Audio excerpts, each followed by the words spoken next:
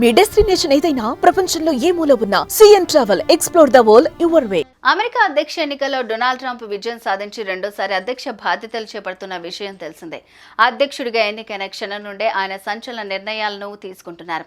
ఇప్పటికే Elon Musk, Vivek రామస్వామికి తన cabinet లో చోటు కల్పించారు.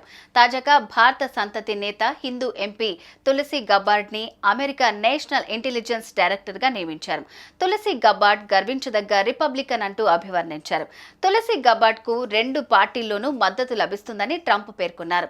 ఆమె మనల్ని గర్వపడేలాగా చేస్తుందని ఆశిస్తున్నట్లు ట్రంప్ పేర్కొన్నారు.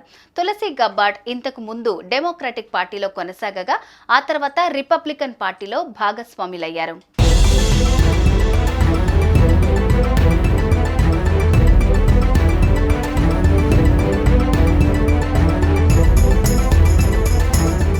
గబ్బార్డ్ దాదాపు 2 దశాబ్దాలు యుఎస్ ఆర్మీ అయిన నేషనల్ గార్డ్ లో సేవలందించారు. ఇరాక్, కువైట్ లోనూ తులసి పనిచేశారు. అయితే ఆమెకు నిఘా విభాగంలో పనిచేసిన అనుభవం లేదు. ఆమె హోంల్యాండ్ సెక్యూరిటీ కమిటీలో పనిచేశారు. తులసి గబ్బార్డ్ 2013 నుంచి 2021 వరకు హవాయి పార్లమెంట్ సభ్యురాలు. ఆమెకు భారత్తో మంచి సంబంధాలున్నాయని అంటుంటారు. ఆమె తల్లి హిందూ మతాన్ని స్వీకరించి తన పిల్లలకు హిందూ పేర్లు పెట్టారు. తులసి గబ్బార్డ్ సైతం హిందూ మతాన్ని విశ్వసించారు. ఆమె పార్లమెంట్లో ప్రమాణ స్వీకారం చేసే సమయంలో భగవద్గీతపై చేయి వేసి ప్రమాణం చేశారు. 2020 సంవత్సరంలో తులసి గబ్బార్డ్ డెమోక్రటిక్ పార్టీ నుంచి అధ్యక్ష పదవికి తన అభ్యర్థిత్వాన్ని సమర్పించారు. అయితే మద్దతు లభించకపోవడంతో అభ్యర్థిత్వాన్ని ఉపసంహరించుకోవాల్సి వచ్చింది.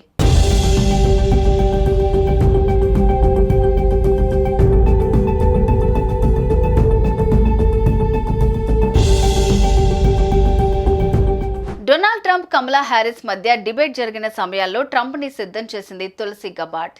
2020లో డెమోక్రటిక్ పార్టీ తరపున అధ్యక్ష పదవికి తులసి గబ్బార్డ్ తన అభ్యర్థిత్వాన్ని సమర్పించిన సమయంలో కమలా హ్యారిస్ సైతం రేసులో నిలిచారు.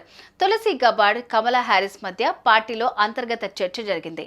ఇందులో తులసి పేరు ప్రధానంగా వినిపించింది. గత ఎన్నికల్లో ట్రంప్, కమలా హ్యారిస్ మధ్య డిబేట్ జరిగిన సమయంలో ట్రంప్ ని సిద్ధం చేసిన వ్యక్తుల్లో తులసి గబ్బార్డ్ పేరు ప్రముఖంగా వినిపించింది. ఎన్నికల తర్వాత తులసికి కీలక పదవి ఇచ్చే అవకాశం ఉన్నట్లుగా ప్రచారం జరిగింది. ఈ క్రమంలో ట్రంప్ ఆమెను యుఎస్ ఇంటెలిజెన్స్ డైరెక్టర్ గా నియమించారు.